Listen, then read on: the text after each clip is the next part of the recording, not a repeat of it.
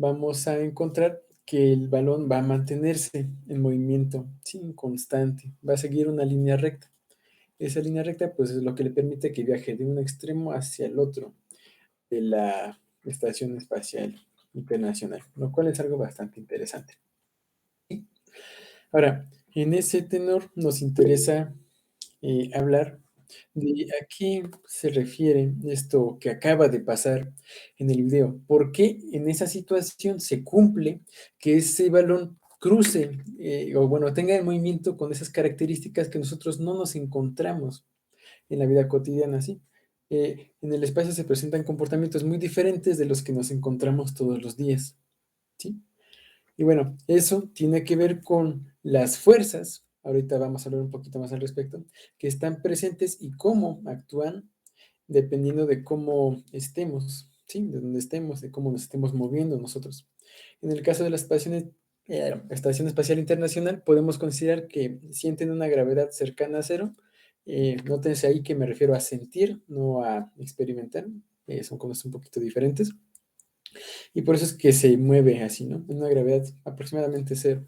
En cambio, aquí en la Tierra tenemos una fuerza de gravedad que constantemente nos está empujando hacia abajo, ¿sí? Esa fuerza de gravedad que siente el balón, si lo lanzáramos en la Tierra, va a afectar su movimiento. En ese sentido, vamos a ver que las fuerzas son estas cosas, interacciones fundamentales entre objetos, ¿sí? Que nos van a alterar, a definir cómo surge el movimiento de un objeto, ¿sí? Entonces, anteriormente estábamos estudiando cómo es el movimiento, ¿no? Podíamos tener un movimiento continuo, podíamos tener un movimiento acelerado, podíamos tener un movimiento circular, un movimiento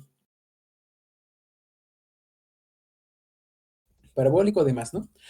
Ahora, eso era lo que teníamos, sin embargo, no teníamos una forma de saber qué era lo que ocasionaba este movimiento, ¿sí? Antes nos preocupábamos solamente por el qué del movimiento.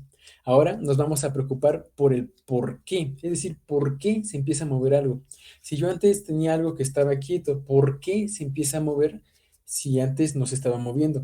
Y por otro lado, si yo tengo algo que se estaba moviendo, ¿por qué se deja de mover, si es el caso? ¿O por qué altera este movimiento?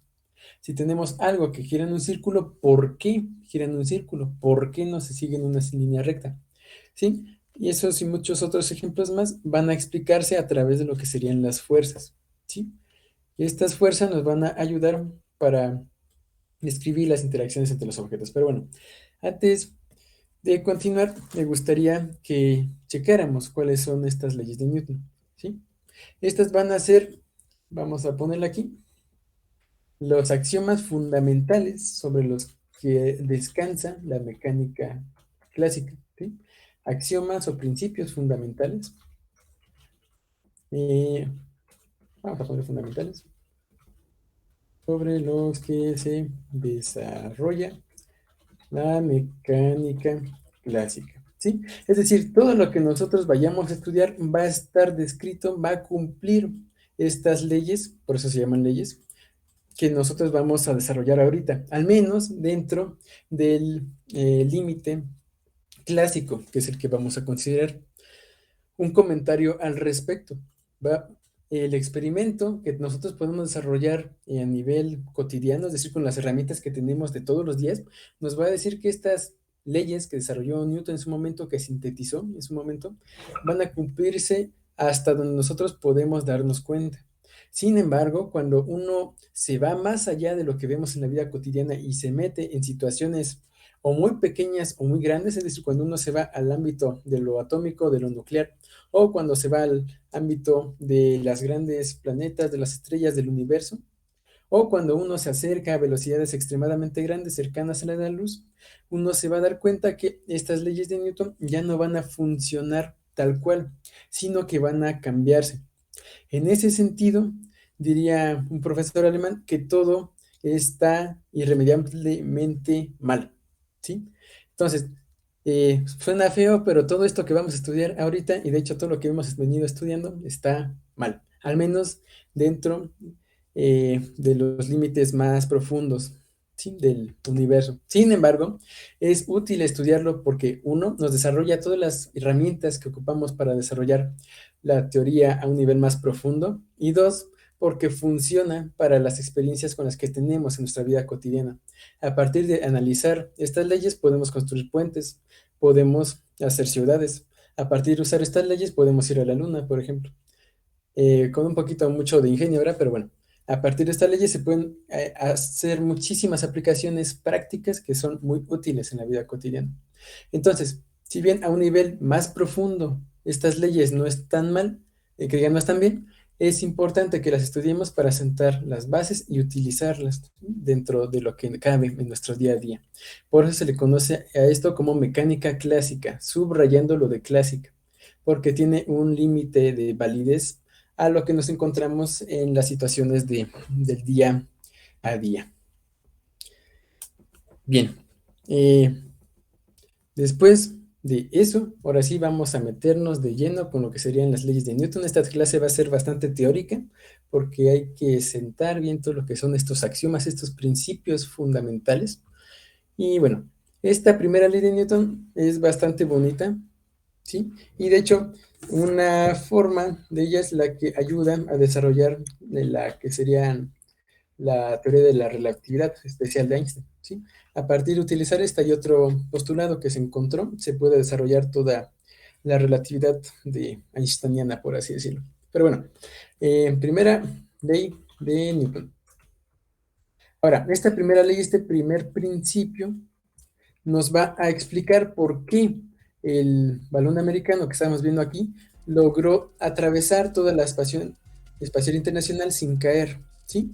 Y es que en esta situación nos encontramos con que no hay una fuerza que altere el movimiento de este, y sí, ahorita paso el link del jumper, dame 2 segunditos. ¿Sí? Y entonces, esta primera ley de Newton nos va a decir que para que un cuerpo altere su movimiento, vamos a necesitar que haya una interacción con otro objeto que altere ese movimiento. Por ejemplo, yo tengo una pelota, si le pego con otra pelota se va a mover, ¿sí? La primera pelota se empezó a mover porque la segunda le pegó, ¿sí? Eso puede parecer bastante obvio, pero es importante desarrollarlo de una manera formal para después poder trabajarlo. Y bueno, a fin de cuentas, las más grandes construcciones se hacen con ladrillos, ¿no? Ahorita vamos a construir nuestros ladrillos, perdón, para después poder hacer todo lo demás, ¿sí? Entonces, la primera ley de Newton también se conoce como ley de la inercia. Ley de la inercia. Ahorita vemos qué es eso. Y nos dice que un cuerpo se mantiene en reposo, es decir, que no se mueve, o en un movimiento rectilíneo uniforme, rectilíneo uniforme, a menos que una influencia externa. Esta influencia externa la vamos a conocer como fuerza, lo afecte, ¿sí? Bien, ¿a qué me refiero con esto? En el caso del balón de americano, en la Estación Espacial Internacional podemos considerar que hay una buena aproximación, no hay una fuerza externa que lo afecte. Entonces va a continuar moviéndose durante un buen cacho en un movimiento rectilíneo uniforme, ¿sí? Ahora, en la Tierra no pasa lo mismo. ¿Por qué? Porque tenemos una influencia externa neta que va a afectarlo. ¿Cuál es esa influencia? La aceleración de la gravedad hacia abajo. Como en la Tierra tenemos una situación diferente que en el espacio, vamos a ver que en la Tierra cambia el movimiento, pero en el espacio no. En el espacio se mueve con velocidad constante, ¿sí? Bueno, esa sería la primera ley de Newton a grandes rasgos. Ahora, esta primera ley de Newton nos sirve para definir un tipo de marcos de referencia muy especiales. Si ustedes recuerdan de lo que habíamos estado viendo, teníamos que el marco de referencia era cómo nos poníamos a ver nosotros el movimiento de acuerdo a lo que veíamos nosotros, ¿no? Si nos íbamos, perdón, a un marco de referencia en caída libre, nosotros íbamos cayendo. Como nosotros caíamos, vamos a ver las cosas diferente a que si no cayéramos. Otro ejemplo, si nosotros nos montamos en un tren, vamos a ver el movimiento de manera diferente a una persona que está sentada en el suelo, ¿sí? Y bueno, de ese tipo de ejemplos hay muchos, ¿sí? Sin embargo, esta primera ley de Newton nos va a servir para definir dos tipos de sistemas de referencia interesantes, ¿sí? Aquí podemos poner que definimos un sistema de referencia inercial, déjenme pongo inercial con mayúsculas para que se note, como aquel en el que se cumple la primera ley de Newton. ¿Sí? Ahora, ¿a qué se refiere esto? ¿Cómo que se puede cumplir esta primera ley de Newton en un sistema, pero no en otro? ¿Sí? La cosa es que en un sistema de referencia inercial vamos a tener que no experimentamos ninguna fuerza nosotros estando en ese sistema, ninguna fuerza neta. Es decir, eh, no vamos a tener influencias externas que alteren nuestra percepción, por así decirlo. En cambio, en un sistema de referencia no inercial vamos a tener una fuerza externa que nos afecta a nosotros. Como esa fuerza externa neta nos afecta, vamos a ver que como si todo lo demás lo estuviera afectando, también una fuerza externa. Como vemos que a lo demás le afecta una fuerza externa, nosotros tenemos la percepción, por así decirlo, alterada, ¿sí? Y en ese tenor no se siente de la misma forma que en los demás sistemas de referencia. Ahorita vamos a desarrollarlo de manera un poquito más formal para que vean a lo que me refiero. Pero bueno, hasta aquí vamos bien. ¿Alguien tiene alguna pregunta, duda, comentario?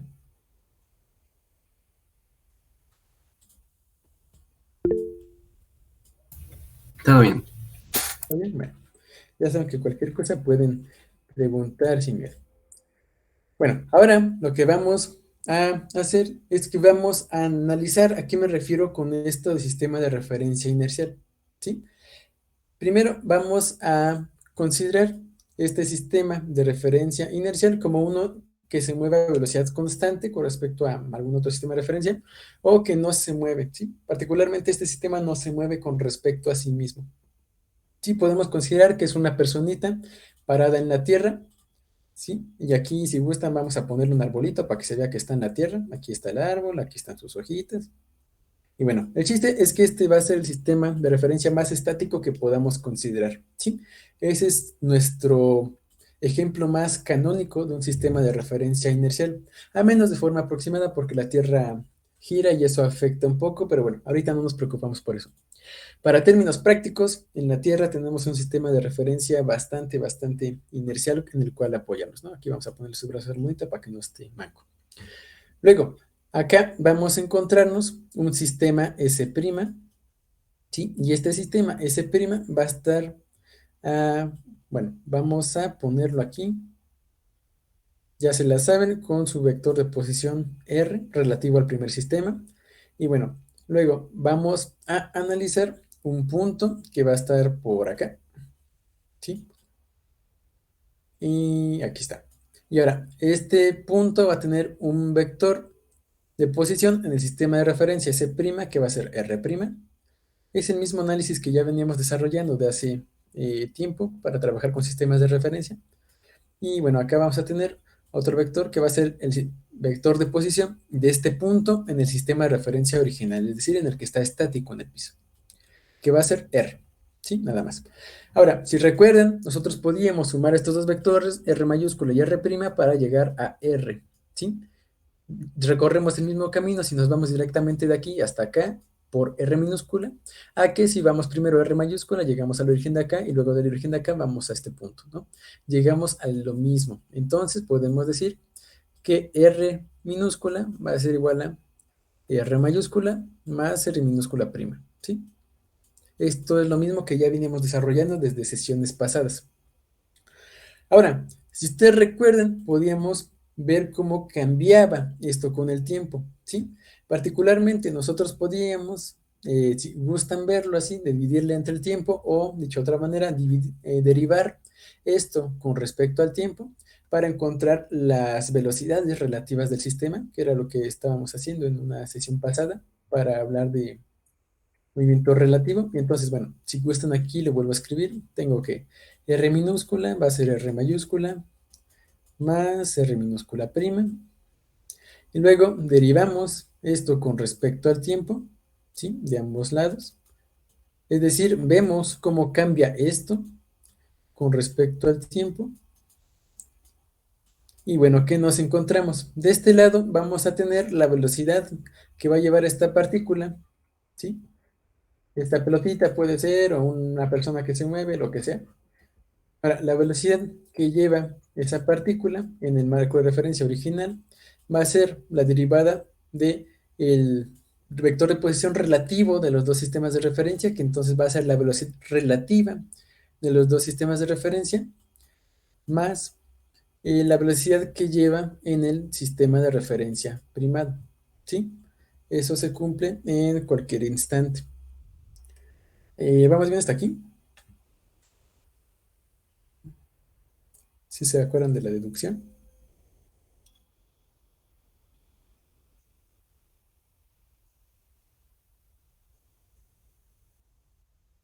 Entonces, prosigamos. Luego, si ustedes recuerdan, teníamos que también podíamos derivar esta expresión. Vamos a ponerla aquí, ecuación 1, jejeje. Entonces ya nada más ponemos aquí muy mañosamente, derivada de 1 con respecto al tiempo, para no escribir tanto. Es decir, hacemos lo mismo que acá arriba, derivamos de ambos lados. Y bueno, si derivamos la velocidad, es decir, vemos cómo cambia la velocidad con respecto al tiempo, eso nos va a definir la aceleración que se ve que tiene esta partícula con respecto a este primer sistema. Entonces, ya me lo hablaron. Aquí está. La aceleración que tiene esta partícula con respecto al sistema original, ¿sí? Y luego vemos que va a ser igual a la derivada de... ¿Qué pasó, hombre? Perdón por interrumpir, pero tengo una pregunta. ¿Qué pasó? Esto lo estamos haciendo o sea, estamos cambiando de sistema de uno inercial a uno que no es, o es nada más un ejemplo.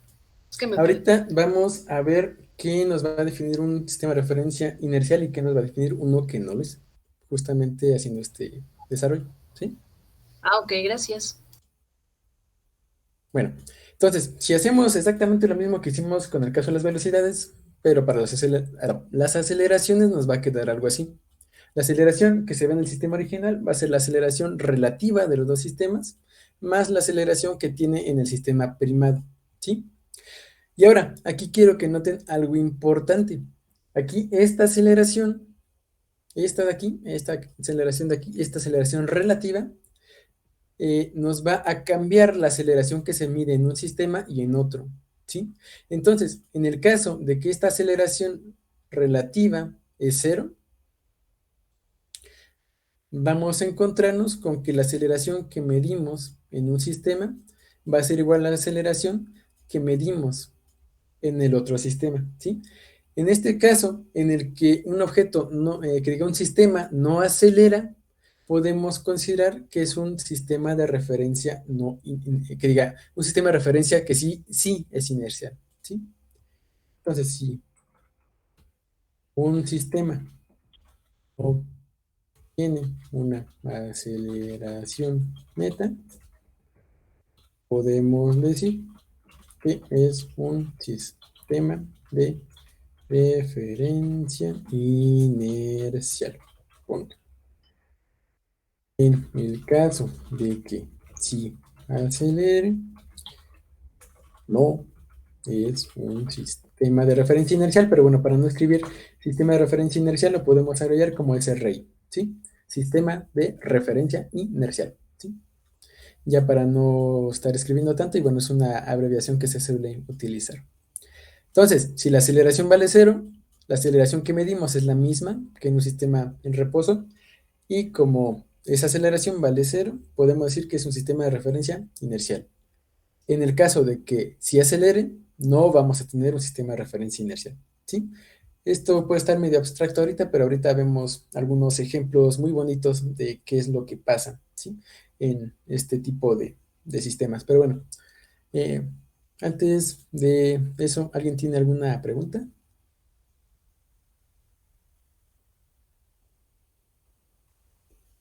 Vamos bien, bueno. Entonces, ahora sí, me interesaría que checáramos un ejemplo de un sistema de referencia que no es inercial, ¿sí? Y cómo podemos ver que las cosas se ven diferente a cuando estamos en un sistema de referencia que sí es inercial, ¿sí? Por ejemplo, cuando ustedes van en el metro y empieza a acelerar el metro, es decir, cuando estaba en reposo y cambia de estar en reposo a llevar a cierta velocidad, uno siente que hay una fuerza que le empuja hacia atrás, ¿sí? Esa fuerza que se siente que se empuja es una característica de un sistema de referencia que no es inercial, ¿sí? Intuitivamente hablando, si ustedes se paran en algún punto del espacio, en algún sistema, y sienten una fuerza que los empuja hacia algún lado por el mero hecho de estar en ese sistema, pueden saber inmediatamente que ese sistema en el que están no va a ser inercial, ¿sí? Un ejemplo de un sistema de referencia no inercial, como acabo de decir, es el metro cuando empieza a acelerar. Otro ejemplo es igual el metro cuando empieza a frenar o un camión cuando está frenando. Otro ejemplo es si alguna vez han estado en un carrusel, en una rueda de la fortuna, ese sistema va a tener una aceleración centrípeta porque si recuerdan se mueve en un movimiento circular y siempre que tengamos un movimiento circular vamos a tener una aceleración centrípeta, ¿sí? Como en un movimiento circular siempre tenemos una aceleración centrípeta, ese sistema de referencia no va a ser un sistema de referencia inercial, ¿sí? Y bueno, en general, siempre que uno esté parado en algo y sienta una fuerza que actúa sobre ustedes, vamos a tener un sistema que no va a ser inercial, ¿sí? Entonces, bueno, aquí vamos a poner algunos ejemplos. Ejemplo de SR no inerciales. Y podemos poner acá metro acelerando o frenando y un carrusel, una rueda de la fortuna. Prácticamente todos los juegos de Six Flags son sistemas de referencia no inerciales. Todos esos que hagan sentir fuerzas allá potentes son claros ejemplos de un sistema de referencia que no va a ser inercial. ¿Sí? Bueno, y ahorita lo trabajamos un poquito más a fondo esto. Pero bueno, entonces, ya con esto acabamos lo que sería la primera ley de Newton. Esa nos va a trabajar estos sistemas de referencia inerciales o no inerciales. ¿Sí? Grabo desde aquí. Está grabando esta Dani, no te preocupes, Ángel. Y bueno, creo que no hay dudas, entonces pasamos a lo que sigue. Ya saben que cualquier cosa me pueden preguntar. Y si no, ya cuando hagamos problemas, pues bueno, vamos a ver qué tanto se entendió bien. Bueno, ahorita pasamos, ya acabamos la primera, entonces vamos a pasar al segundo principio fundamental con el que tratamos, ¿sí? Que va a ser la segunda ley de Newton. Ahora, esta puede expresarse de varias cosas, pero bueno, lo más fundamental es que vamos a tener una forma de relacionar esta influencia externa que vamos a poder medir, que llamamos una fuerza, con la aceleración que le produce a un objeto, ¿sí? Ahora, si ustedes ven el sistema anterior, nosotros derivamos el vector de posición hasta llegar a la aceleración. ¿Por qué hasta llegar a la aceleración? Bueno, porque estos principios fundamentales de la mecánica clásica van a trabajar a nivel de aceleraciones, ¿sí? Entonces, como trabajan a nivel de aceleraciones, nos interesa ver cómo se comportan las aceleraciones, ¿sí? Que era lo que veíamos en el inciso, bueno, en la primera ley, ¿sí? Entonces, vamos a tener una forma de relacionar una fuerza con la aceleración que produce en un objeto, ¿sí? Entonces, vamos a tener que eh, la fuerza neta que actúa sobre un objeto produce una aceleración en este, dada por, y ahorita lo vemos, ¿sí?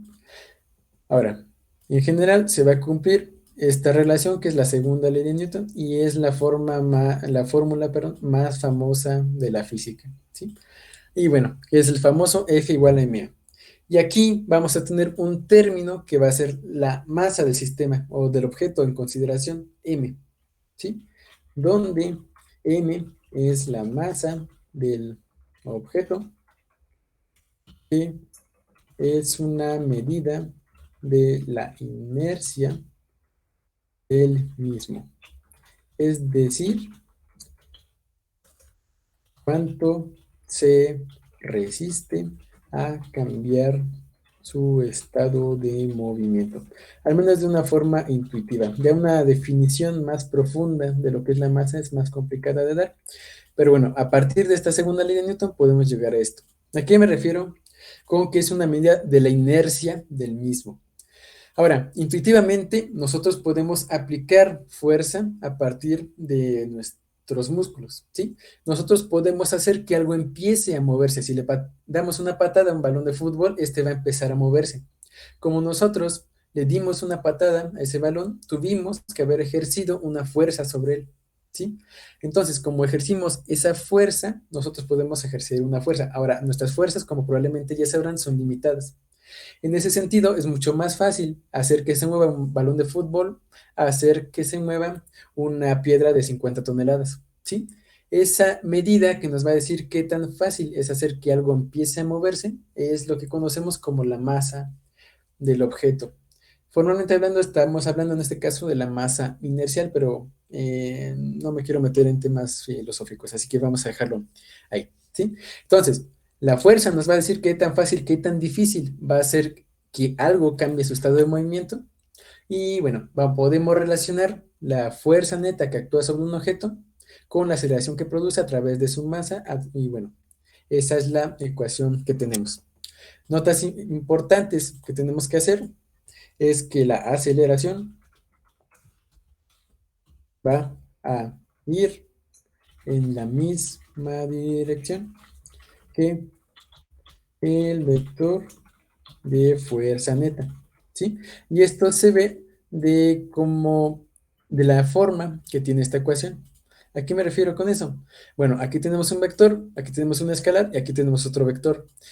Si ustedes recuerdan lo que veíamos de vectores, teníamos una cosa que conocíamos como multiplicación por un escalar, ¿sí? Esa multiplicación por un escalar nada más nos va a hacer más grande o más chico un vector. Ahora, como la aceleración es un vector y la masa es un escalar, podemos ver que el vector de fuerza va a ser este vector de aceleración escalado m veces, ¿sí? Y bueno, con unas dimensiones distintas, porque la fuerza, y que diga, la masa va a tener unas dimensiones que, bueno, no van a ser nulas, ¿sí? Van a tener dimensiones de masa justamente.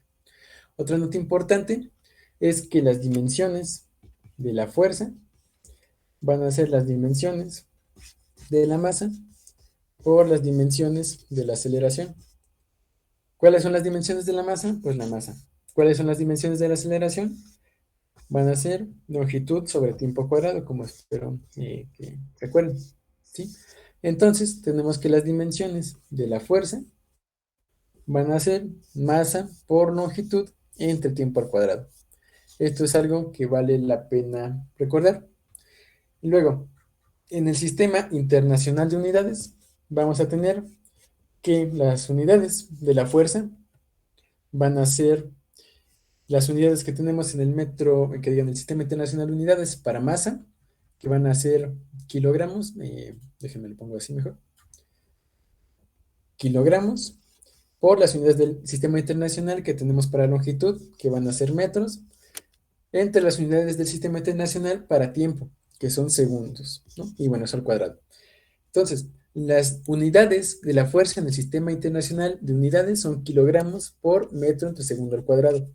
Como la fuerza es una cosa que se utiliza ampliamente en todo lo que es la física y demás ciencias, es conveniente darle un nombre a esta cosa de aquí, ¿sí? Esta cantidad de aquí, kilogramo metro sobre segundo al cuadrado, se le suele llamar Newton. ¿Por qué? Porque es más fácil de decir una letra que tres. Y bueno, para ahorrar tiempo y porque es un concepto ampliamente utilizado, como decía anteriormente. ¿Sí? Bueno, entonces, un repasito rápido. Esta es la formulita que tenemos. La masa nos dice qué tan fácil es moverlo, qué tan difícil. Van paralelamente la fuerza neta y la aceleración. Y bueno, la fuerza va a medirse en newtons en el Sistema Internacional de Unidades.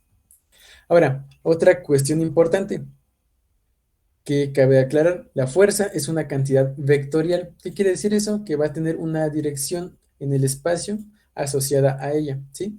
No es lo mismo que yo empuje a alguien a la derecha que lo empuje hacia adelante. No es lo mismo que a un tren acelera hacia la derecha que acelera hacia la izquierda. Van a haber cosas diferentes dependiendo de la dirección en la que se desarrolle esta interacción, esta fuerza, ¿sí?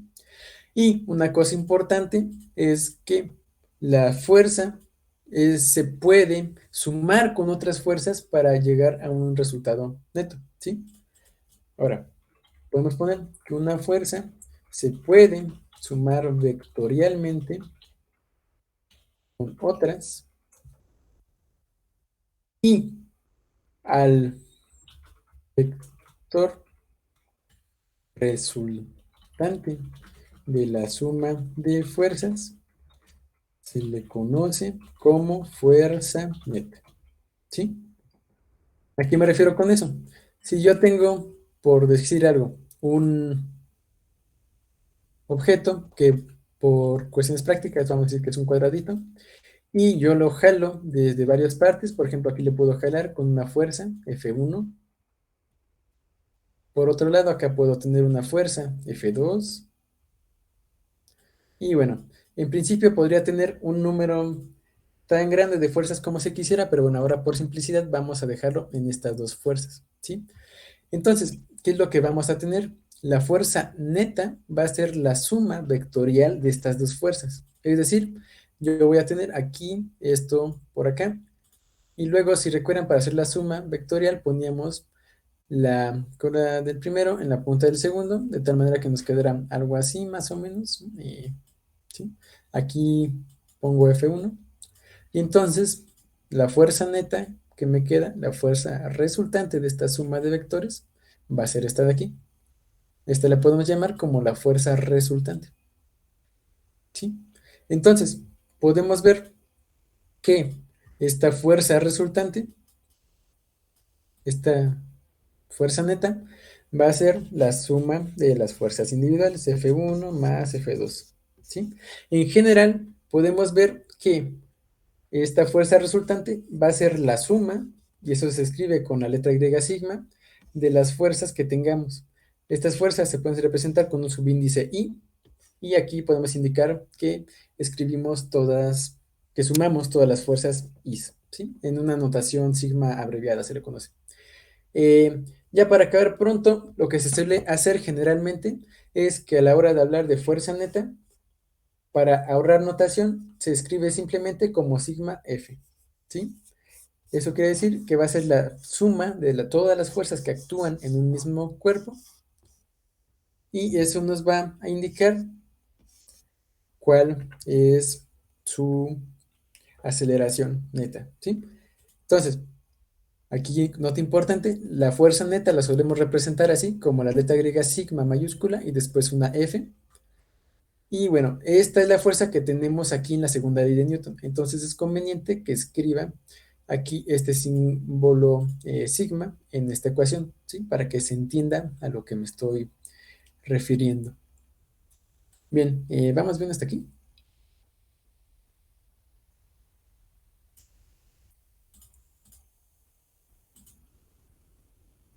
¿Sí? Bueno.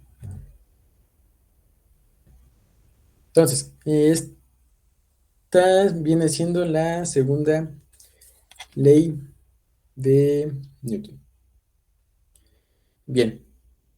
Digo, ya luego vamos a trabajarlas con un poquito más de cuidado, pero bueno, ahorita es importante irlas conociendo, ¿sí? Y luego, ya tenemos la primera, ya tenemos la segunda, vamos a pasar ahorita a la tercera, ¿sí? Ahora, la tercera ley de Newton, ley de Newton, nos va a hablar de lo que pasa cuando tenemos una interacción necesariamente entre dos objetos. No podemos ocasionar una fuerza de la nada.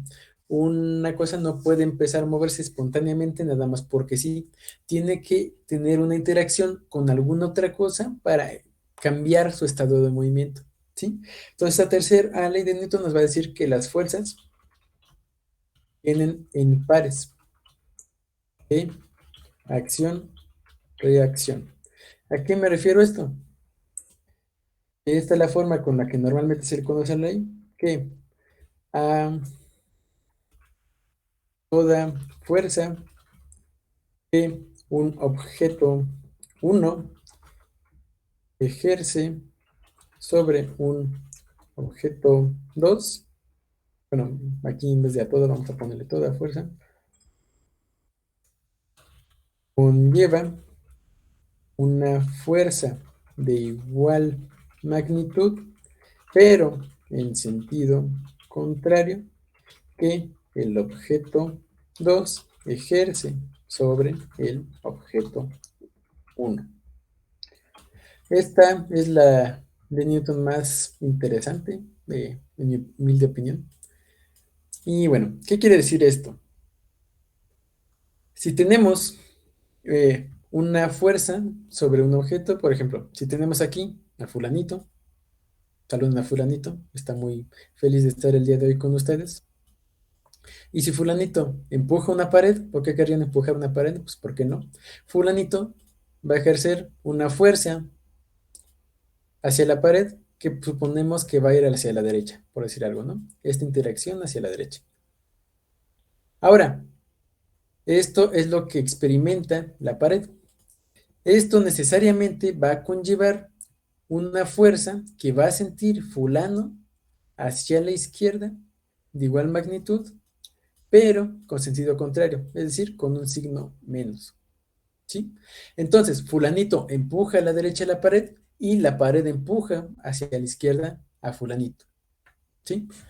Eso lo podemos escribir de una forma un poquito más matemáticamente, como la fuerza. Si ustedes recuerdan, utilizamos la notación AB para decir que era la fuerza que se ejercía en A por el objeto B, ¿sí? Entonces esta fuerza que se ejerce en A por el objeto B va a ser igual a un signo menos la fuerza que ejerce el objeto B sobre el objeto A, ¿sí? Ahora, ¿cómo podemos ver otros ejemplos de esto? Si ustedes le pegan un balón de fútbol, van a probablemente sentir que se les lastima el pie. ¿Por qué? Porque si ustedes le dan una gran patada al balón, ejercen una gran fuerza sobre él para que se mueva bastante. Sin embargo, esa misma fuerza les va a aplicar a ustedes, es decir, van a acabar pegándose a ustedes mismos, por decirlo de alguna forma.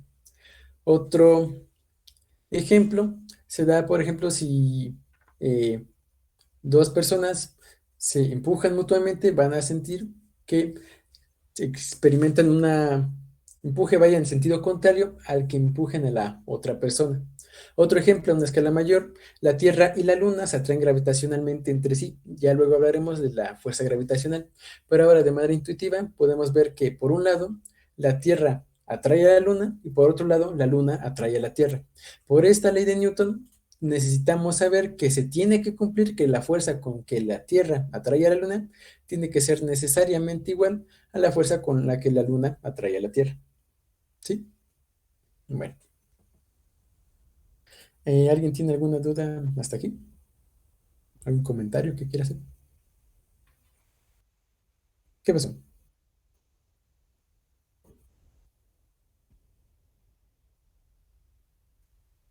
Sí,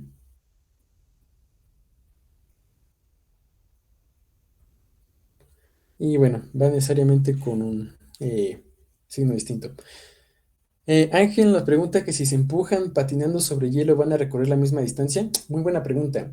Esto va a depender de las características de los patinadores. Ahora, si tú ves la fuerza que van a experimentar, cada uno tiene que ser necesariamente la misma, ¿no? Por la tercera ley de Newton, al menos en magnitud y bueno, en sentido contrario. Sin embargo, la aceleración que experimentan debido a esa fuerza va a ser no necesariamente igual. ¿Por qué no es necesariamente igual? Bueno, porque tenemos este factor acá, ¿sí? Que va a implicar ahí una diferencia con respecto a lo que experimentan. Si tenemos un patinador así muy gordote, muy portachón, que empuja a un patinador de menor masa, vamos a tener que el patinador más grande va a experimentar una aceleración menor que el patinador más chico.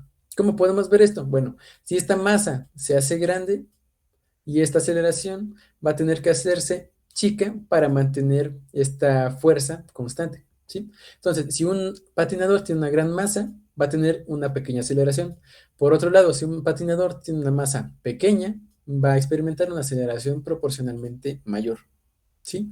Y de hecho tengo un videito justamente que nos permite eso en gravedad cero. Nada más déjenme lo encuentro porque se cerró. ¿Qué pasó, Eric? Eso se parece mucho a un video que he visto, o sea que es un ejemplo de eso donde ponen, bueno, donde dejan caer como una pelota grande Ándale, y sí, sí, donde sí. está encima de esa una pelotita chiquita y De hecho cuando aquí lo rebota tengo. la pelota grande sale volando la pelota chiquita. Sí, sí, sí, sí, sí, sí, sí, sí. Ese es un problema muy bonito. Y de hecho, en algún momento del curso lo vamos a resolver matemáticamente y vamos a llegar a un resultado muy interesante. Pero bueno, este justamente es el video que nos dice Eric. Mira, ahí tenemos las dos pelotitas, ¿no? Los dos rebotan, ¿sí? Y aquí es importante ver que una va a tener mucha más masa que la otra, ¿no? La de baloncesto va a pesar mucho más que la de ping-pong. Bueno, no es de ping-pong, pero aquí. Ahora, ahí ven. Cuando se tiran las dos pelotas juntas, va a pasar que la que es más pequeña siente el mismo impulso que la grande cuando la grande le rebota, ¿sí? Pero va a llegar muchísimo más lejos, va a subir muchísimo más porque tiene una marcha muchísimo menor, ¿sí? Y consecuentemente va a experimentar un impulso, una aceleración muchísimo mayor que la pelota que va a ser de una masa más grande, ¿no? La que va a ser más pesada. Bien, luego, wow, es masa, gracias. Por eso los cohetes despegan. Sí y no. O sea, sí, el mecanismo mediante el cual los cohetes van a despegar va a estar descrito de la misma forma por estas ecuaciones, sin embargo, va a ser un poquito más complicado, pero sí, en efecto, lo que hace un cohete al despegar es que los gases que va a tener los empuja, por así decirlo, hacia abajo.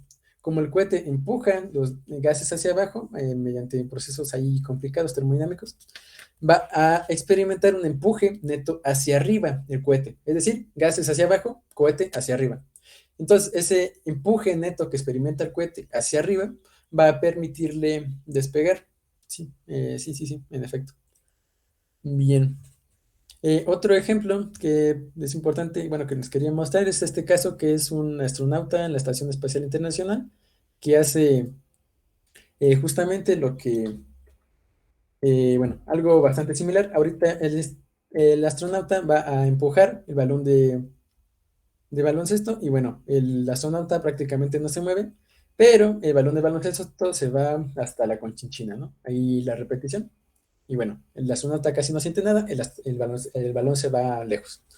Ahora, si se repite el experimento, pero ahora con alguien de una masa similar, como es este caso, va a pasar algo diferente. Antes de ver qué pasa, me interesa que ustedes me digan qué es lo que le va a pasar al astronauta de playera verde cuando empuja a su compañero que tiene una masa más o menos similar que él. Pónganos en los comentarios, por favor, ahí en el chat, qué es lo que piensan que le va a pasar al astronauta de playera verde cuando lo empuje al Se otro. van a mover más o menos lo mismo, ¿no? Sí, bueno, vamos a verlo. Ahora, ahí tenemos al tipito este, empuja a su compañero y los dos se mueven, ¿no? De una forma bastante similar en ambos casos. Y bueno, ahí casi se desnuca con esa parte, la encimera de atrás, pero bueno, eso es lo de menos, ¿no? Bien, ahora, esto nos va a probar, al menos de una manera intuitiva, a qué se refiere esta tercera ley de Newton. La primera la podemos ver en el caso ¿cómo se llama esta cosa? El balón que veíamos, ¿no? Que en la estación espacial, donde no hay gravedad, a una buena aproximación, se mueve en línea recta. Y la segunda es más operativa que otra cosa, pero bueno, nos permite ver que si empujamos una montaña se va a mover menos que si empujamos un balón de fútbol, ¿no? Bien, son 7:52. ¿Les parece que tenemos unos 5 minutitos y regresemos a las 7:57? Sí, bueno, entonces nos vemos a las 7:57. Y déjenme quito esto que si no, a lo mejor nos quitan el video poco. Bien.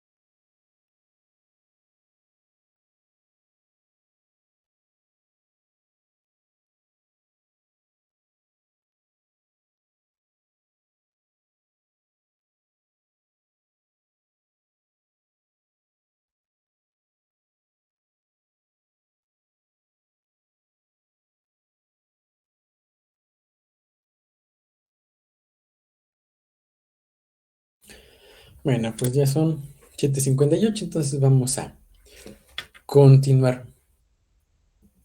Bien, entonces,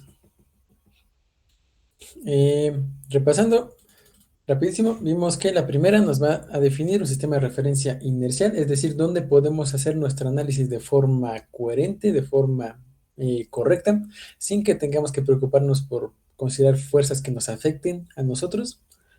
Luego, el segundo nos va a relacionar de la manera más canónica posible la fuerza que experimenta un objeto con la aceleración resultante de esta interacción. Sí, y bueno, ahí nos define de cierta forma la masa. Y luego tenemos la tercera ley de Newton que nos va a decir que las fuerzas siempre vienen en pares, ¿sí? Es decir, siempre de los simples vienen en pares. No puede darse el caso en que tengamos una fuerza que nada más exista por un lado. Tiene que haber siempre su compañera que vaya en, bueno, que tenga la misma magnitud, pero que vaya en sentido contrario. Bien, ahorita Héctor nos pregunta que si el problema del mono sería un sistema de referencia no inercial, y sí, eso es algo muy cierto. En el caso de que nosotros estemos en un marco de referencia en caída libre, nos vamos a encontrar en un sistema de referencia que no va a ser inercial. ¿Por qué no va a ser inercial? Porque va a estar sujeto a una aceleración, ¿sí? Y bueno, de hecho, eso podemos checarlo con esta formulita que tenemos acá, ¿no? Aquí noten que tenemos aceleraciones. Si a todas estas aceleraciones les multiplicamos una masa de un objeto, vamos a acabar con fuerzas, ¿sí? Entonces podemos considerar de cierta forma que la fuerza que se mide en un sistema va a ser la misma que se mide en otro si el sistema este no acelera, ¿sí? En el caso del sistema no inercial no se cumple que no acelere. Entonces, si nosotros estamos en caída libre, vamos a ver las fuerzas de una forma diferente a cómo lo ven el resto de las personas que no están acelerando. Y entonces, pues sí, buena observación, Héctor. Bien. Si alguien tiene alguna otra duda, comentario, ahí pónganlos en el chat, por favor. Pero bueno, eh, si nosotros continuamos, ahorita nos interesaría hablar de, bueno, ya tenemos ladrillos, por así decirlo, nuestras piezas de rompecabezas. Ahora falta que nosotros las armemos, que utilicemos estas herramientas que tenemos para analizar situaciones de la vida real, ¿sí? En ese sentido, la forma más práctica de hacer este análisis cuando tenemos más de una fuerza que actúa sobre un objeto es mediante una herramienta que conocemos como un diagrama de cuerpo libre, ¿sí? Déjenme se los pongo acá. De cuerpo dije, libre.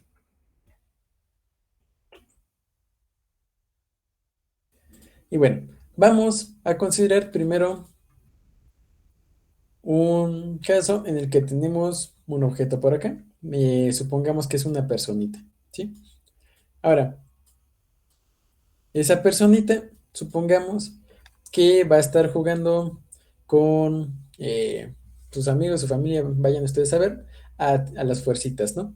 A lo mejor tiene acá un primo que lo empuja de un lado, otro primo que lo empuja de otro, no sé. El chiste es que nuestra personita va a experimentar varias fuerzas. Sí, por ejemplo, puede experimentar una fuerza por acá que vaya más o menos así, que la podemos llamar F1. Puede experimentar otra fuerza, a lo mejor por acá. Déjenme lo pongo con otro color. Bueno, sí, con el mismo. Que va a ser F2. A lo mejor alguien por alguna extraña razón lo está jalando hacia arriba, entonces experimenta una fuerza F3.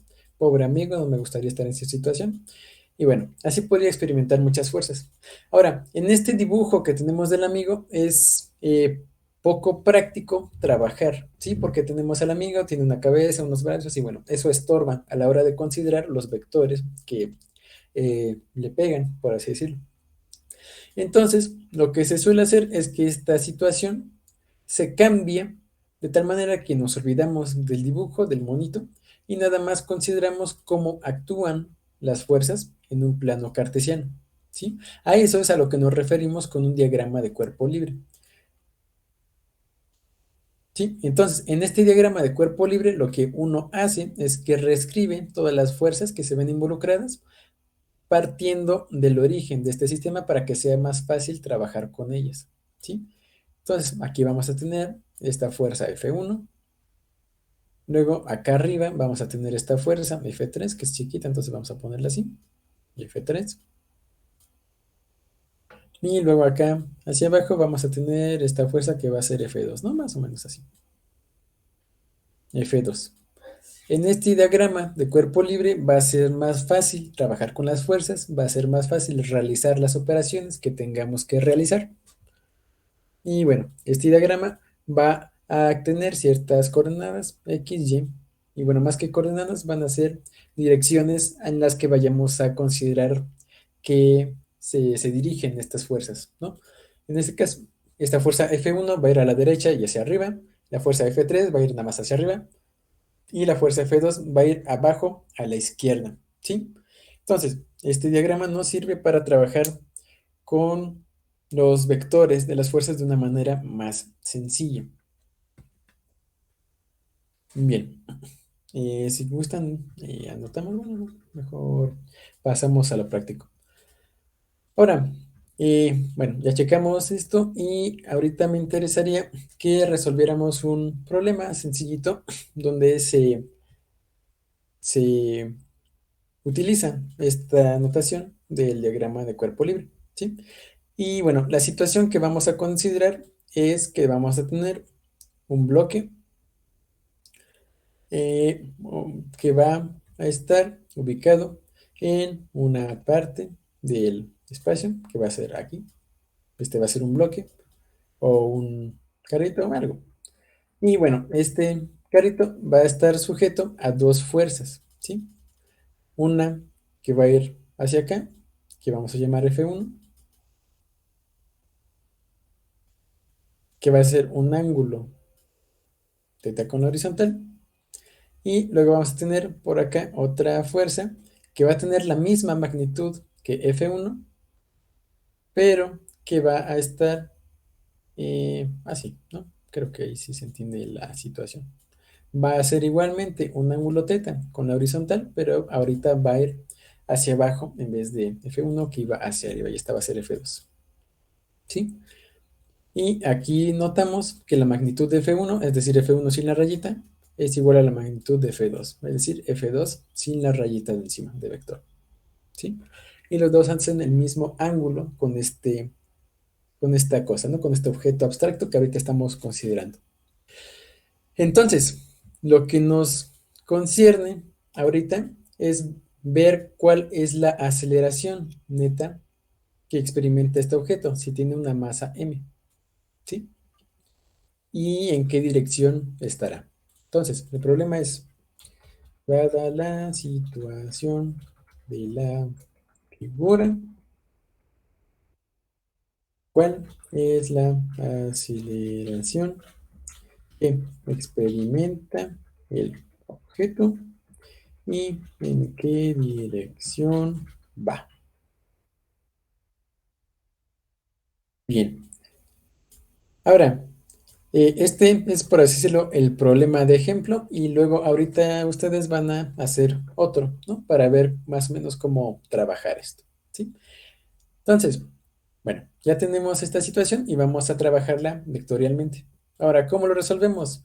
Paso número 1, dibujamos el diagrama de cuerpo libre. Es difícil trabajar con el dibujo acá de la masa porque, bueno, me es ahí medio incómodo y a fin de cuentas los vectores podemos trasladarlos a un sistema que sea más conveniente para que los usemos, ¿no? Entonces, trazamos el diagrama de cuerpo libre y bueno, esto de hecho ya me quedó por acá, debería ser más para allá.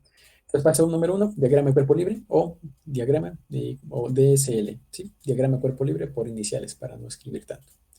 Entonces, ¿qué ponemos? Bueno, aquí ponemos nuestro plano cartesiano, como hacíamos en el ejemplo anterior, y ponemos primero la fuerza F1 hacia un ángulo θ con la horizontal, que va a ir para acá, ¿sí? Entonces esta va a ser F1, vector, y este ángulo aquí va a ser θ.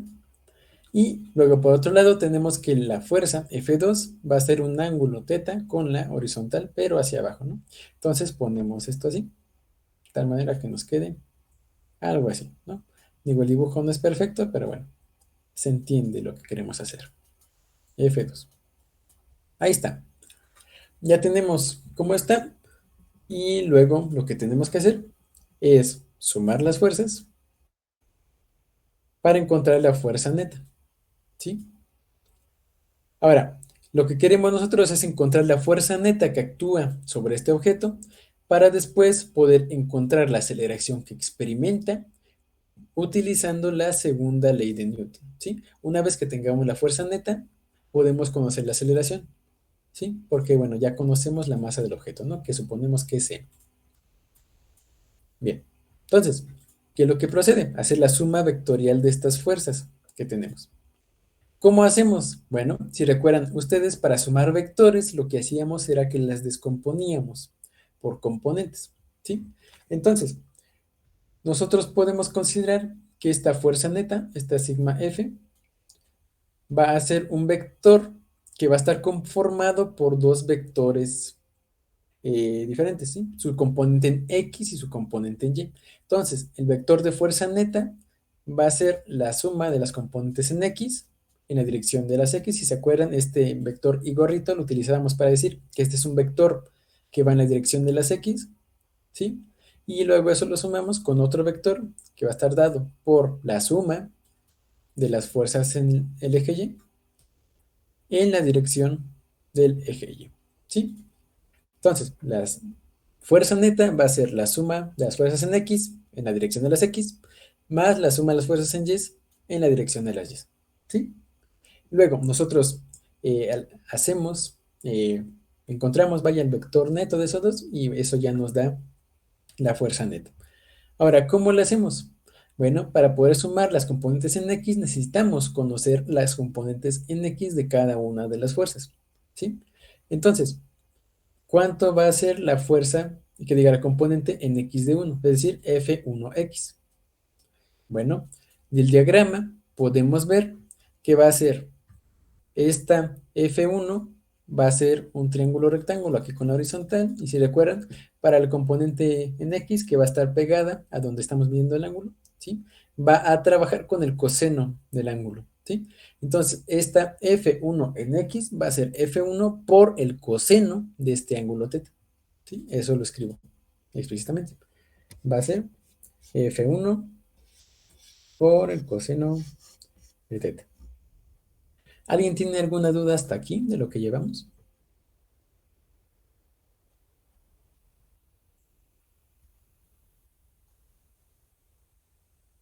¿Nos vamos bien? Sí, bueno, ya saben que cualquier cosa, ahí avisen, ¿eh? No es bueno quedarse con dudas. La única pregunta mala es la que no se hace. Bien, luego, si nosotros continuamos con el análisis, vamos a tener acá que podemos tener cuánto vale las fuerza en X de 2, ¿sí?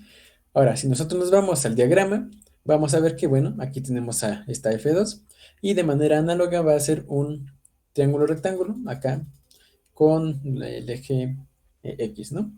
Entonces, de igual manera, ahora el componente en X va a ir con el coseno del ángulo, ¿sí? Porque este ángulo está pegado al eje X.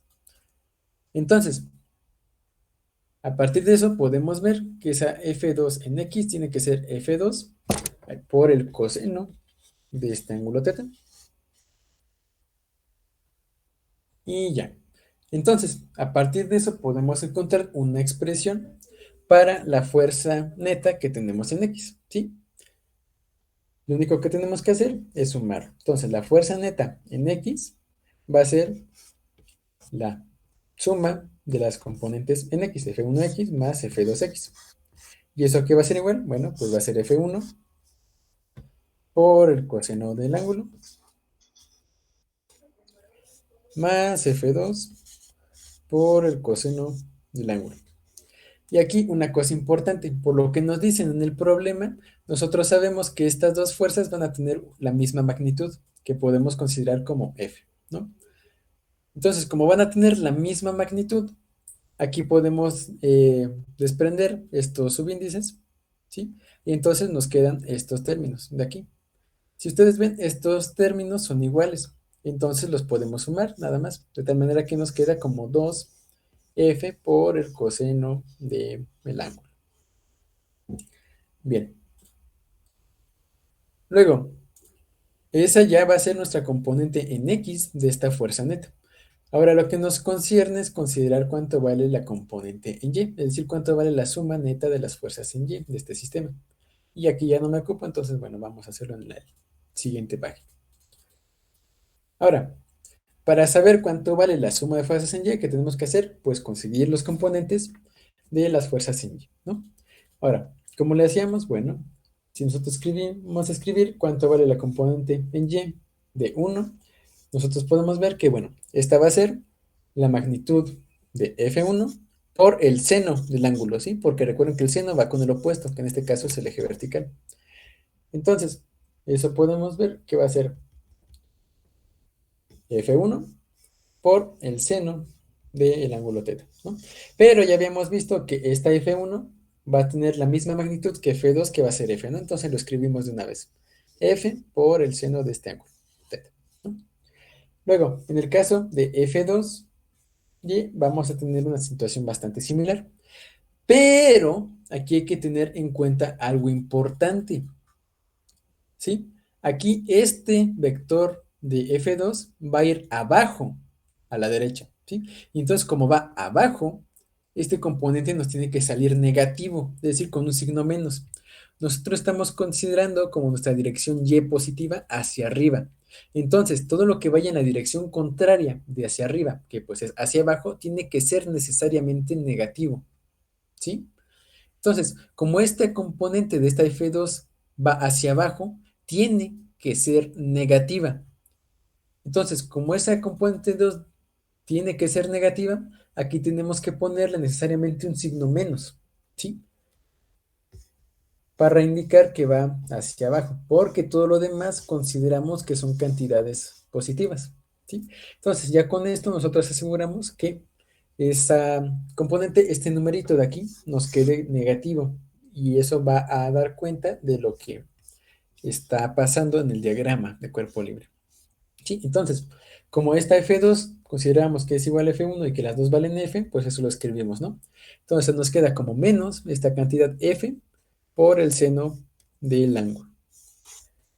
¿Alguien tiene alguna duda con lo que pasó con el signo? ¿O vamos bien?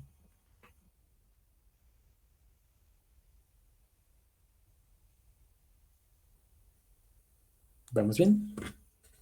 Bueno, parece que sí. Ya saben que cualquier cosa ahí me avisan, ¿no? Bien. Luego, ¿qué procede? Para encontrar la suma de fuerzas en Y, tenemos que sumar esta componente 1 de F1 en Y más esta componente 2 de F2 en Y, ¿no? Y bueno, nosotros ya vimos que F1 en Y tiene que ser igual a F por el seno del ángulo, ¿no? Lo escribimos tal cual. Y luego, esta F2 en Y vemos que tiene que ser igual a menos F por el seno del ángulo. Entonces, eso lo escribimos tal cual. Más menos F por el seno del ángulo, ¿sí? Ahora, si nosotros desarrollamos esto, nos queda F por el seno menos F por el seno. Y si ustedes ven, esto de aquí va a ser igual a 0, ¿sí? Porque se cumple que la situación es simétrica con respecto al eje Y, ¿sí? Entonces, la suma neta de fuerzas en el eje Y en esta situación va a ser igual a 0. Y esto se puede ver aquí en este problema considerando que es simétrico. ¿A qué me refiero con simétrico? Bueno, si ustedes ponen aquí este eje X y ustedes se van para arriba y para abajo, van a encontrar lo mismo. Es decir, que estos dos vectores están como que desdoblados con respecto a este eje de la misma forma. Es decir, es simétrico con respecto a esto. Este eje X podría ser un espejo en el cual se ve reflejada la imagen de este vector 1 en el agua, ¿no? Es como que el reflejo. En ese caso de que tengamos simetría, la situación se puede simplificar bastante y bueno, eso fue lo que pasó en nuestro caso, ¿no? Se cancelaron las fuerzas en Y por esta asimetría que estamos viendo. Ese es un caso bonito, pero bueno, no siempre se cumple. Ahorita se cumplió, pero bueno. Entonces, lo importante es que ya calculamos cuánto vale la suma neta de las fuerzas en Y, ya calculamos cuánto vale la suma neta de las fuerzas en X, y a partir de eso nosotros ya podemos encontrar una expresión para la fuerza neta, ¿no? El vector de fuerza neta. Ahora, la fuerza neta en este sistema va a ser, decíamos, la fuerza neta de las componentes en X, en la dirección de las X, más la suma de fuerzas las componentes en Y en la dirección de las Y, ¿no? Luego dijimos que la suma de fuerzas en X iba a ser igual a 2 veces esta magnitud de F por el coseno del ángulo. Entonces eso lo escribimos tal cual. Ahí, espérate. Ahí está. Entonces va a ser 2F por el coseno en la dirección de las X más la suma de fuerzas en Y en la dirección de las J. Pero la suma de las fuerzas en Y es 0, ¿no? Entonces este término de aquí se cancela porque vale 0. Entonces nos queda que la fuerza neta que actúa sobre este cuerpo va a ser igual a 2F por el coseno del ángulo en la dirección de las X. Y esta ya es la primera parte del problema resuelta. Ahora lo único que nos hace falta es encontrar la aceleración. ¿Cómo hacemos para encontrar la aceleración que va a experimentar este amigo? Bueno, lo único que nos hace falta es ver que esta parte de aquí la podemos relacionar con la segunda ley de Newton, ¿no? Porque si te recordaban, esta suma de fuerza, esta fuerza neta que actúa en el objeto, va a ser igual a la masa del objeto por la aceleración que experimenta. Esta aceleración que experimenta es lo que nos interesa, ¿no? Y bueno, aquí vemos de alguna manera que, bueno, ya tenemos que la suma de fuerzas tiene que ser igual a esto de acá, y por otro lado la suma de fuerzas tiene que ser igual a masa por aceleración por la segunda ley de Newton. ¿Sí? Entonces nosotros podemos igualar estas dos cantidades y a partir de eso despejar esta aceleración. Entonces, si yo hago esto, puedo ver que esta 2F por el coseno del ángulo, la dirección de las X, tiene que ser necesariamente igual a esta masa por la aceleración. Y a partir de aquí, nada más paso la masa dividiendo y ya llego a una expresión para la aceleración.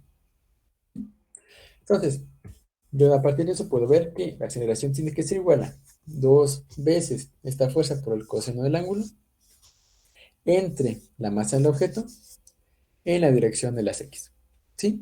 Entonces, esta parte de aquí va a ser la magnitud de la aceleración porque no tiene ninguna otra componente, es nada más en la dirección de las X, y su dirección va a ser la de las X, ¿no? Porque no tenemos ninguna componente en otra dirección. Y bueno, ya con eso se completa el problema. Bien, ¿alguien tiene alguna duda de cómo se hizo este problema?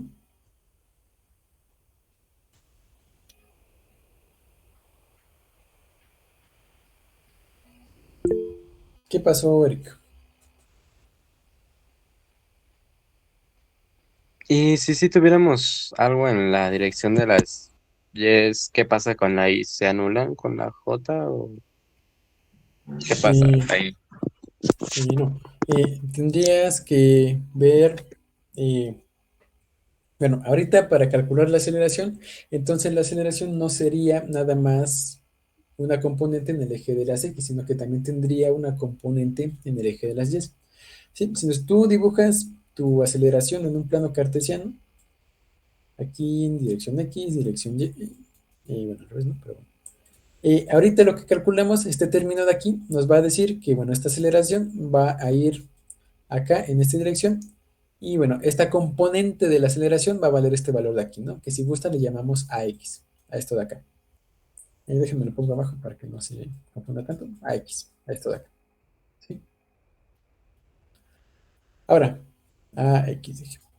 Si tú tuvieras una componente de fuerzas en el eje Y, tendrías acá otro término, que déjame lo pongo en amarillo, amarillo dije, que se vería algo así como la fuerza neta que tengas en Y entre la masa del objeto, ¿sí? Porque se sigue manteniendo que pasamos esta masa dividiendo en la dirección de las Y, que es este J gorrito, ¿sí? Eso si lo dibujáramos nos quedaría acá como una componente de la aceleración en el eje Y, que si gusta lo pongo más chiquito para ahorita, así. Esta sería AY. Entonces, la aceleración resultante sería la suma vectorial de estos dos. Es decir, primero caminas la aceleración X, luego aceleración Y, llegas a este punto, y luego trazas un vector que vaya desde el origen hasta ese punto, ¿no? Este va a ser tu aceleración neta. Ahora, para encontrar la magnitud de esa aceleración neta, tienes que hacer un pitagorazo, ¿no?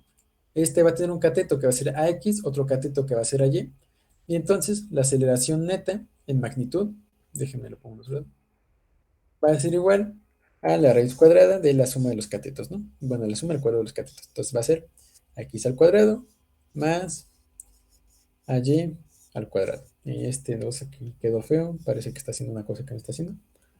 Y ahí está, ¿no? Esa es la magnitud. Y luego, para encontrar la dirección, es decir, el ángulo con el que se mueve respecto a tu sistema de referencia, tendrías que sacarlo a partir de estos componentes. Tú puedes ver que la tangente de este ángulo va a ser su cateto adyacente, que diga su cateto opuesto entre su cateto adyacente, ¿no? Entonces, tú vas a tener que la tangente del ángulo este que hace con la horizontal, ese ángulo es la dirección del vector, tiene que ser igual a, bueno, la aceleración en Y entre la aceleración en X, ¿no? Y luego a partir de eso puedes calcular el valor del ángulo como la arcotangente o la tangente inversa de esto que te sale aquí, que es justamente como lo hacíamos cuando sumábamos vectores, ¿no? Y bueno, a partir de eso ya puedes saber cuál es la magnitud de esta aceleración y en qué dirección se encuentra, ¿sí? Sí. Y para sacar transformar para arco tangente, ¿cómo se le hace? O sea, de tangente a arco tangente. La arcotangente es la operación inversa de la tangente, ¿sí? Entonces, la arcotangente va a ser una función que si tú tienes la tangente, un numerito, te va a regresar qué ángulo cumple que su tangente sea esa, ¿sí? Eso, ya a términos prácticos, lo metes en la calculadora con una tecla que se ve como tangente a la menos uno. Técnicamente hablando, no es una a la menos uno. Este simbolito de aquí significa inversa, ¿sí? Entonces, si esto te valiera por decir algo 5, tú metes en la calculadora tangente a la menos uno de 5 y te va a regresar un ángulo que va a ser como 60 grados, una cosa por el estilo. ¿Sí? Ok, gracias. Y luego este Ángel nos pregunta que si el ángulo fuera de 90 grados simplemente no pasa nada. Y sí, muy bien Ángel, muy bien visto. Aquí lo que hizo este Ángel fue que consideró casos límite, ¿sí? Entonces, nuestra expresión que tenemos nosotros acá va a ir con el coseno del ángulo. Entonces, ¿qué es lo que pasa con el coseno del ángulo cuando este ángulo se acerca a 90 grados? Bueno, si ustedes recuerdan, el coseno de 90 grados vale cero.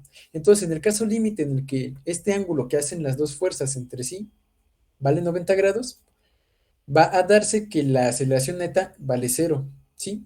Y eso se puede ver de una manera bastante intuitiva. En ese caso límite, déjenme lo dibujo acá abajo, vamos a ponerlo con texto para que se vea bonito. Caso límite, y vamos a ponerle ángulo porque me da flojera buscar eso, igual a 90, 90 dije, 90 no, 91, tercero, aquí está, 90 grados, ahí está. En ese caso límite, si nosotros dibujamos nuestra situación que teníamos originalmente, vamos a tener aquí una cajita. No, espérate, la cajita estaba más o menos así, ¿no? Está la caja. Y luego acá vamos a tener los puntos de aplicación de las fuerzas. Y bueno, en el caso límite, el ángulo vale 90 grados, entonces F1 va en esta dirección. Aquí hace 90 grados. Y F2 va en la dirección contraria. Y va a ser también este ángulo de 90 grados, ¿no? Ángulos rectos. Ahora, ahí si ves, las fuerzas son iguales y opuestas, es decir, van a tener la misma magnitud, porque es lo que suponemos, pero en este caso límite, en el que el ángulo vale 90 grados, van a ir en dirección, en sentidos completamente opuestos, es decir, van a ser vectores antiparalelos. Uno va a ir para arriba, el otro va a ir para abajo. Como van en direcciones completamente opuestas, van a cancelarse completamente, y como se cancelan completamente, tu aceleración neta que vas a experimentar va a ser igual a cero. Este caso que vemos aquí es lo que ocurre todos los días con nosotros y con la gravedad que experimentamos debido a la Tierra. Nosotros vamos a tener una fuerza que va hacia abajo, que es nuestro peso, la atracción que sentimos por la Tierra, pero siempre vamos a tener una fuerza que va a ir en sentido contrario que evita que caigamos y que nos movamos, ¿sí? Esa fuerza que evita ese movimiento lo conocemos como fuerza normal, pero bueno, ahí me estoy adelantando un poquito, eso lo vemos más adelante, pero sí, muy bien visto, Ángel. Luego, Toño nos dice que de manera resumida la fuerza es aplicar todo lo de vectores. Sí, ¿no? Operativamente hablando, sí, pero un concepto ya puede eh, ponerse más interesante cuando tenemos fuerzas que cumplen características particulares, ¿sí? Modelos de fuerzas que son más que puros vectores, que para presentarse necesitan cumplir características específicas. Por ejemplo, la fricción entre dos cuerpos se da cuando hay una fuerza de contacto entre las superficies. Si no hay una fuerza de contacto, la fricción no se va a dar. Eh, pero bueno, eso ya es otro tema. Pero sí, a nivel operativo, sí, todo lo que es fuerzas, eso operar con vectores, porque a fin de cuentas las fuerzas van a ser cantidades vectoriales. Entonces, con las fuerzas podemos hacer las operaciones que hacíamos con los vectores. Sí, por eso es que nos pusimos a estudiar vectores al inicio del curso, para que ahorita que los necesitamos los podamos utilizar de manera bastante libre. Bien, se pueden hacer los productos puntos y cruz. Sí, podemos utilizar productos puntos y cruz con fuerzas para analizarlas, aunque eso, eh, al menos ahorita, al principio, no nos va a ayudar mucho. ¿Sí? Ya de maneras más, en temas más avanzados, los vamos a estar utilizando hasta el cansancio, sobre todo cuando veamos, como dice Ángel, torques, que son rotaciones, es decir, una fuerza puede hacer que un objeto rote. Esa relación que cumple la fuerza y la rotación del objeto va a estar determinada por un producto cruz, ¿sí? Entonces, esos productos nos van a servir, pero a un nivel más avanzado. Ahorita a lo mejor les podrían servir como truco en un problema, pero tendría que ser un problema muy particular, ¿sí? Ahorita, lo que nos interesa sobre vectores es saberlo sumar y ver qué les pasa. Bien. ¿Alguien tiene alguna otra duda, comentario?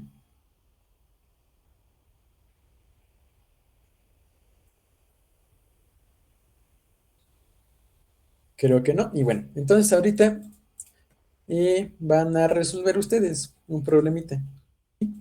Este problema de aquí es un problema del Semansky. Y bueno, dice que dos adultos y un niño quieren empujar un carrito con ruedas en la dirección X, como se ilustra en la figura tal, ¿no? Los adultos empujan con fuerzas horizontales F1 y F2, como se muestra en la figura. Calcula la magnitud y dirección de la fuerza más pequeña que el niño debe ejercer. Se pueden despreciar los efectos de la fricción y si el niño ejerce la fuerza mínima obtenida en el inciso A, el carrito acelera a tanto, ¿no? En la dirección más X. ¿Cuánto pesa el carrito? Es decir, cuál es su masa multiplicada por la gravedad. Eso todavía no lo vemos, pero bueno. Comentario al margen, cuando pregunta cuánto pesa, el peso de un objeto lo solemos representar con la letra W y va a ser igual a la masa del objeto por la aceleración de la gravedad G. ¿Sí? Eso probablemente ya lo sepan, pero bueno, nunca está de más decirlo, nada más para que puedan resolver esta última pregunta de acá. Bien, entonces este problema es una situación un poquito más interesante del inciso anterior, pero bueno, yo sé que la pueden hacer perfectamente. Ahora, este problema, trabájenlo, ¿sí? Y ya cuando tengan la solución, ahí me la mandan, ¿no? Procuren que la solución que escriban cumpla las características que estábamos viendo en sesiones anteriores, es decir, que sea clara, que esté ordenada, que tenga buenos argumentos y, bueno, que todo sea fácil de leer y fácil de entender, ¿sí? Tanto a la hora de escribirlo ustedes como a la hora de leerlo otra persona. Bien, entonces aquí les dejo este problema. Y bueno, también les vuelvo a pasar el enlace del Jamboard para que lo chequen si gustan picar el ejemplo anterior. Y bueno, y para que lo vean como les sea más conveniente. Bien, entonces nos vemos a las 8:50 para checarlo. Y ahí me dicen qué tal les pareció. Deberían de poder hacerlo, espero yo. Y bueno, mucha suerte. Cualquier cosa, aquí estoy. Nos vemos a las 8:50 en unos 20 minutitos.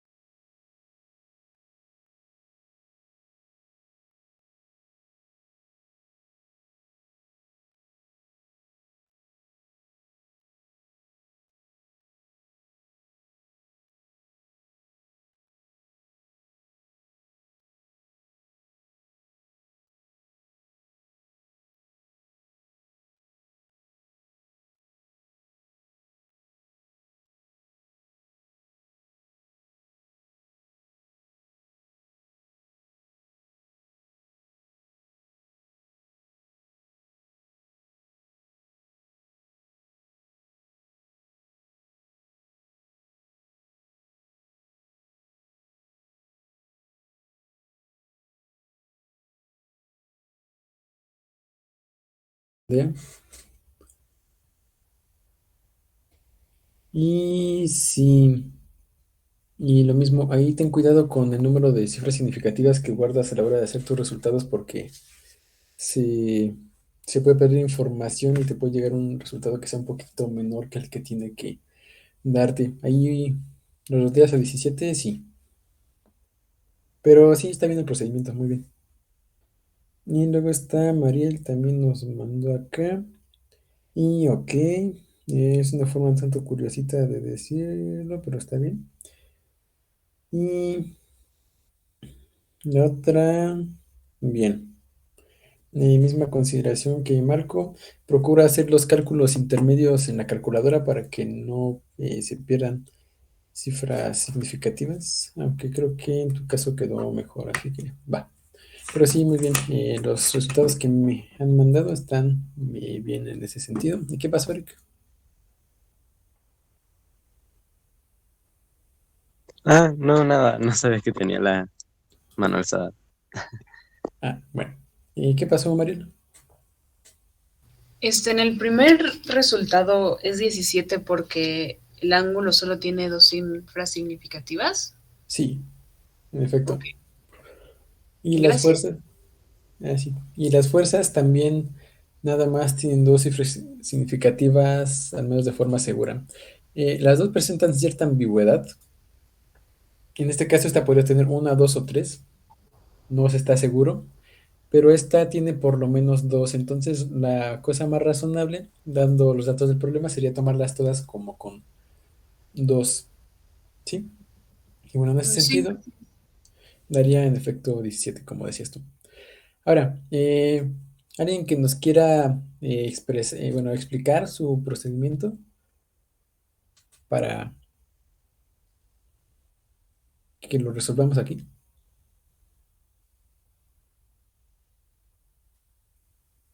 Marco Maril. A ver, vas Marco, rífate. Explícanos cómo se hace este problema. Voy un momento. Ah, bueno, Ya, ahora sí. Pues, bueno, lo que hice fue hacer primero un diagrama de cuerpo libre.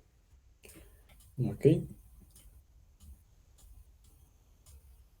Y luego, Bueno, lo que hice fue poner las fuerzas que actuaban sobre el objeto. Entonces, puse F1 y F2, así como, bueno, se está poniendo. Entonces, y nada más calculé la suma neta de fuerzas que hay entre F1 y F2. ok. ¿Y cómo lo hiciste para calcular esa suma de fuerzas? Multipliqué, bueno, no multipliqué. Bueno, sí, multipliqué la fuerza por el coseno del ángulo de 60 grados para calcular la fuerza en X de F1 y Ok, lo mismo con la fuerza 2, F2 más el coseno de menos 30 grados. Tomé el ángulo ok. como negativo porque va en sentido horario. Ok, hay un comentario importante con lo que está haciendo este Marco. Si uno toma el valor del ángulo como negativo, entonces a la hora de hacer la descomposición, el signo menos va a aparecer a la hora de hacer la operación, ¿sí? En ese caso, si se toma el ángulo negativo, no hace falta ponerle un signo menos a la hora de sumar las componentes. Pero bueno, entonces sí, y luego, Marco, ¿qué pasa? Eh, bueno, para las fuerzas en Y, calculé ah, el seno de 60 grados por la fuerza 1 para la componente Y de la fuerza 1 y eh, con la fuerza 2 el seno de 30 grados para, bueno, menos 30 grados para la componente Y de la fuerza en 2 F2. Bien. ¿Sí? Aquí, nota importante, menos 30 grados tiene un seno que va a ser negativo, porque está en el tercer cuadrante, ¿sí? Entonces, esto va para abajo. Entonces, el seno de menos 30 va a ser negativo, y por eso va a salir aquí el signo menos, que corresponde a que esta F2 va para abajo, ¿sí? Ahí hay que tener un poquito de sangre fría para ver cómo trabajar con los signos, de manera que todo quede con los signos que tiene que tener. En lo personal, la manera que más me gusta para trabajarlo es considerar como que todos los ángulos son positivos, es decir, trabajar con la pura magnitud y poner manualmente los signos que tiene cada componente, ¿sí? Esa es una forma un poquito más segura, en mi opinión, de hacerlo, porque evita que se hagan eh, complicaciones luego a la hora de tener que trabajar con el valor de una función que no siempre es tan intuitivo como ponerlo a mano y bueno, a partir de eso ver cómo se tiene que comportar el sistema necesariamente. Pero bueno, este método es igualmente correcto, nada más que ahí es cuestión de preferencias. Bien, Marco, luego, ¿qué pasó? Bueno, no sé cuánto salió en la fuerza en X, deja voy por mi cuaderno, pero en la fuerza Y sé que salió 86,6 menos 70. Ok,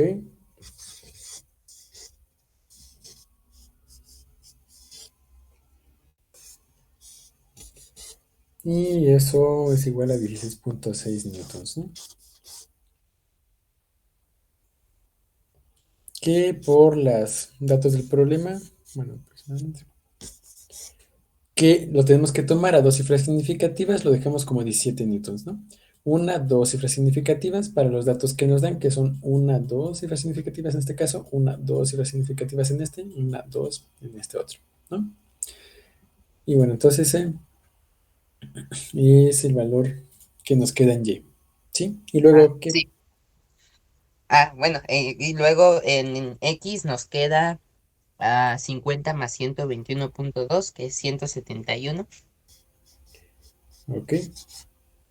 Pero no sé si dejarlo como 171 o 170. Ahorita ese es un resultado intermedio, entonces da bastante igual como lo pones, la verdad. Lo que sí es importante es que se respeten las cifras significativas con los resultados finales, que en este caso es la fuerza que tiene que ejercer el niño y el dato de cuánto pesa el carrito. En todos los resultados intermedios se puede tener un número de cifras significativas que se guste. ¿Sí?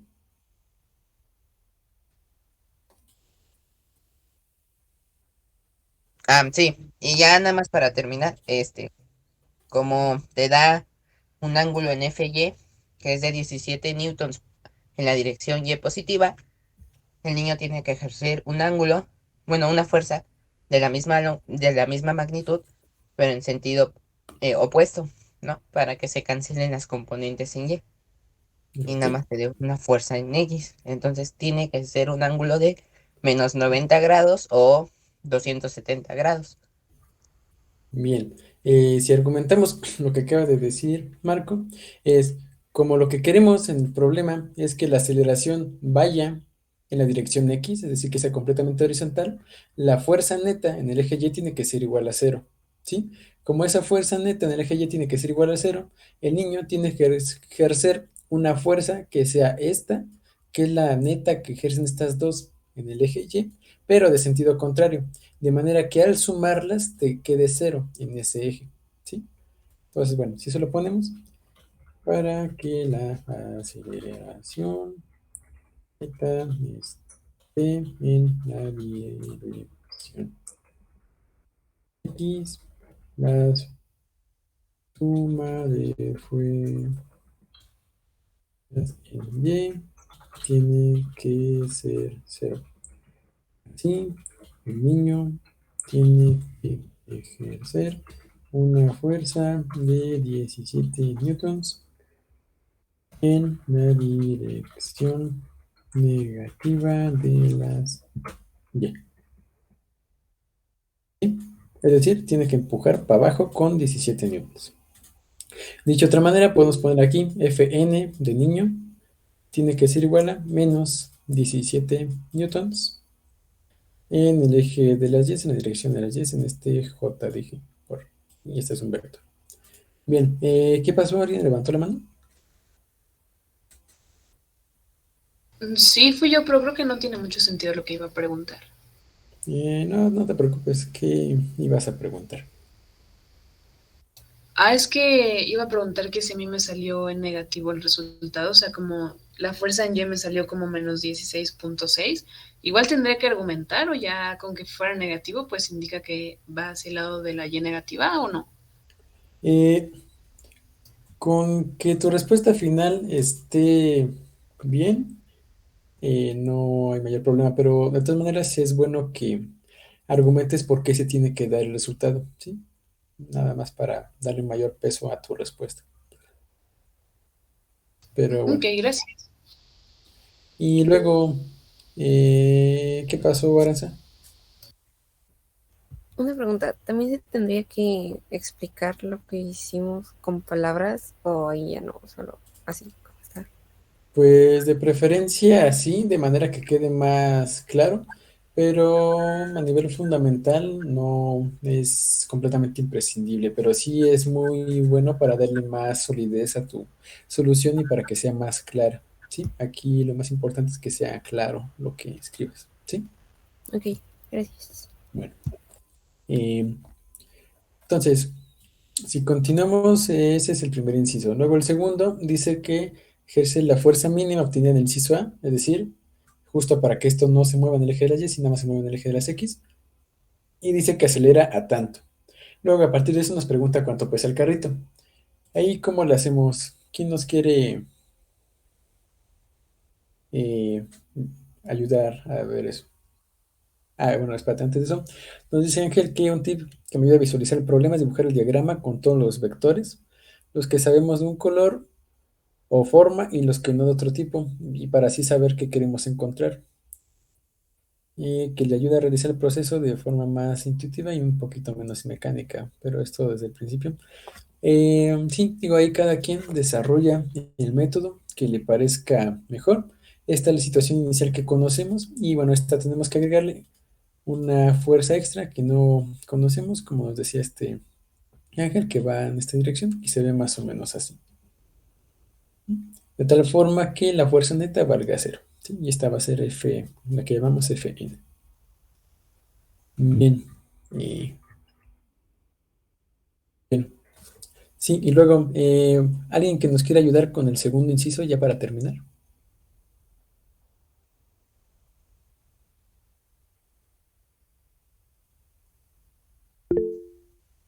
A ver, Mario. Sí, el de cuánto pesa, ¿no? Ajá, Pues primero, como ya dijimos que la suma de fuerzas en Y tiene que ser igual a cero, significa que la suma de fuerza, o sea, la fuerza neta es igual a la suma de fuerzas en X. ajá, Y hacemos la suma de fuerzas igual que la hicimos con la de Y, pero ajá, ahora con coseno. ajá, Y y ya de esa fuerza, pues decimos la suma de fuerzas es igual a masa por aceleración. Y sustituimos masa por aceleración igual a pues la fuerza que nos dio, la suma de fuerzas en X, y despejamos masa. ándale. Entonces, vemos que la fuerza neta va a ser igual a la suma de fuerzas en X, al menos en magnitud. ¿Sí? Y bueno, a partir de eso podemos ver que esto tiene que ser igual a la magnitud de la masa por la magnitud de la velocidad, ¿no? Así sin rayitas arriba. Entonces, a partir de eso, nosotros podemos dejar la masa de tal manera que, bueno, la masa nos quede como la suma de fuerzas en X, sin vector, entre el valor que tenemos de la aceleración, ¿no? Entre esa magnitud. Y si hacemos esta cosa, nos quedan los 170 newtons entre los 2 metros sobre segundo cuadrado y queda, ¿cuánto queda?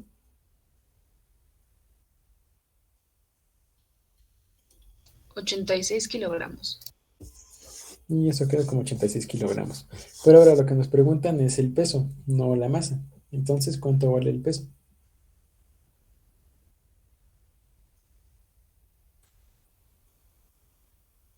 ¿Marel? Mm, Menos 844 o cuántas cifras significativas. Dos cifras significativas. Y O sea, bueno, menos 840. sí, nada más que no, bueno, o sea, sí, es interesante plantearlo y es una buena cuestión. Si nosotros le pusiéramos el, en un sistema de coordenadas que también incluyera el eje Y, sí, generalmente lo tomaríamos que va hacia abajo y entonces sí tendría sentido asignarle un signo menos. Sin embargo, 9 de cada 10 veces, cuando hablamos de peso, nada más nos interesa conocer la magnitud del peso, ¿sí? Entonces eso nada más lo expresaríamos como 840 newtons. Sí, porque ahorita no tenemos definido un sistema de referencia en el eje vertical, de forma que no tiene sentido asignarle un signo. ¿Sí, Mario? Sí. Sí, va.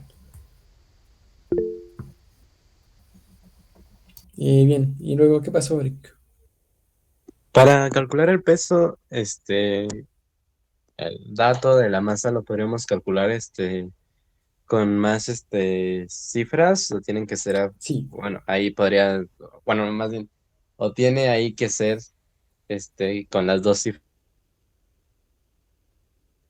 a la hora de realizar cálculos hay que utilizar todas las cifras significativas que sean posibles, ¿sí? En ese caso, en la calculadora a lo mejor te salió 85.62149, no sé. A la hora de hacer el cálculo para encontrar el peso, lo ideal es utilizar todas esas cifras significativas que te da la calculadora, todos esos numeritos, ¿sí? Ya al final, cuando ya tengas el resultado, es que haces el redondeo. Si lo haces antes, te pueden salir resultados que difieran del resultado real por un margen bastante amplio. ¿Sí? Ok, gracias. Eso, de hecho, vamos a poner aquí explícitamente. Los cálculos intermedios se realizan usando el mayor número de decimales. Vamos a poner y posible. El resultado final se reporta con el número de cifras significativas determinadas para el problema. Es decir, nos da los cálculos intermedios, los hacemos con todos los numeritos que nos dé la calculadora, pero el resultado final ya le ponemos las cifras significativas, que en este problema son 2. Bien. Y bueno, un comentario. Para hacer estos cálculos intermedios con el mayor número de decimales posible, lo que pueden hacer es utilizar la tecla ANS de su calculadora o asignar el valor que les quede a una variable. ¿Sí? Pueden guardar en la variable A, por ejemplo, y después utilizar esa variable A como un número cualquiera. ¿Sí? Ahí ya es cuestión de que se vayan familiarizando con el funcionamiento de su calculadora y, bueno, para hacerlo de la mejor forma posible. Bien, entonces esto ya por mi parte sería todo el día de hoy y luego nos vemos. Daniela, ¿ya puedes parar la grabación, por favor?